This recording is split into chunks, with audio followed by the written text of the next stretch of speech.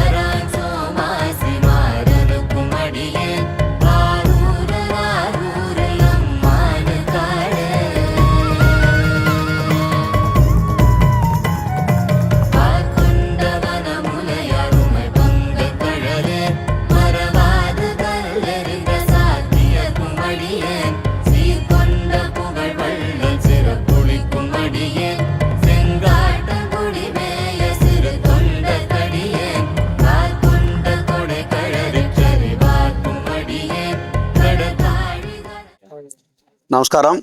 என்னோடய பேர் பெரியசாமி. தென்காசி மாவட்டம் ரவணசமுத்திரம் கிராமம். கோபால்சனுடைய முழுநேர ஊழியர்.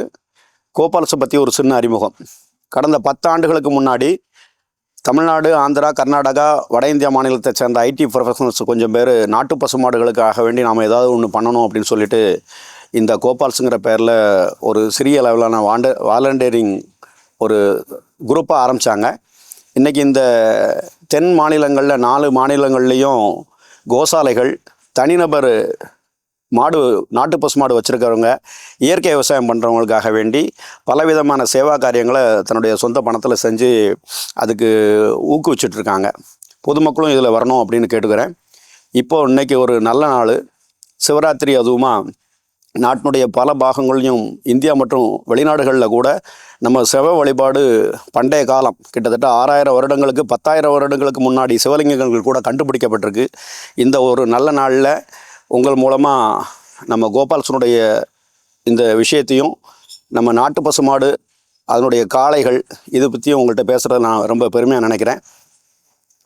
எல்லாருக்கும் நாட்டு பசுமாடுனா இன்றைக்கி எது அப்படின்னு தெரியாத நிலைமையில நம்ம ஆயிட்டோம். கடந்த ஒரு 75 ஆண்டுகளுக்கு முன்னாடி, சுதந்திரம் வாங்குறதுக்கு முன்னாடி நம்ம நாட்டினுடைய ரெக்கார்டு பார்த்திங்கன்னா 105 கால்நடைகள் இருந்ததாக வெள்ளைக்காரன் எழுதி வச்சுட்டு போயிருக்கான். அதில் ஒரு 25% நாட்டு பசுமாடுகள் அப்படின்னு கணக்கில் எடுத்துக்கிட்டால் கூட அன்றைக்கு வாழ்ந்த மனிதர்கள் ஒவ்வொரு நபர்களுக்கும் ஒரு பசுமாடு இந்த நாட்டில் இருந்திருக்கு. கிட்டத்தட்ட இன்றைக்கி 145 கோடி மக்களை நோக்கி நம்ம பயணிச்சிட்ருக்கோம். இதில் 145 கோடி நாட்டு மாடுகள் நம்ம நாட்டில் இருந்திருக்கணும் உண்மையிலேயே. ஆனால் துரதிருஷ்டவசமாக இன்றைக்கி 4 கோடி மாடுகள் மட்டும்தான் இந்தியாவில் இருக்கிறதா ஒரு புள்ளி விவரம் தெரிவிக்குது. இந்த நாட்டு மாடுகளுக்கு அழிவுக்கு பின்னாடி கடந்த 150 ஆண்டுகளுக்கு முன்னாடியே இந்த அழிவை நோக்கி பயணிக்கிறதுக்காக வேண்டியே பலவிதமான திட்டங்கள் வெளிநாட்டு சக்திகளால் தீட்டப்பட்டது. அதில் முதல்ல கர்ஷன் பிரபுங்கிறவன் தான் முதல்ல இந்த நாட்டில் கொலைக்களம், மாட்டினுடைய ஸ்லாட்டர் ஹவுஸாக முதல்ல ஆரம்பிக்கப்பட்டு இன்றைக்கி கடந்த இவ்வளோ நாட்கள்லேயும் கோடிக்கணக்கான மாடுகளை நம்ம இழந்திருக்கோம். இந்த நாட்டில் ஆரோக்கியத்தை இழந்திருக்கோம். இந்த நாட்டில் பண்பாடு கலாச்சாரத்தை இழந்திருக்கோம். பெரியவர்கள் சொல்ல மதிக்கிறத இழந்திருக்கோம்.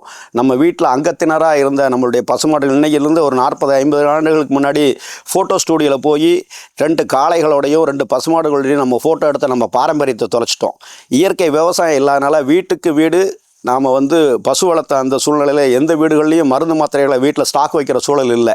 இன்றைக்கி எல்லா வீடுகள்லையும் மருந்து மாத்திரை இல்லாத வீடுகளை நோக்கி நம்ம பயணிச்சிட்ருக்கோம். இது எதை நோக்கி போய்கிட்டு இருக்குங்கிறது தெரியல. ஒரு காலகட்டத்தில் 10 குழந்தைகளோட வாழ்ந்த நம்ம சமூகம் இன்றைக்கி ஒரு குழந்தைகளுக்கு இயங்கக்கூடிய சூழல் உருவாகிருக்கு.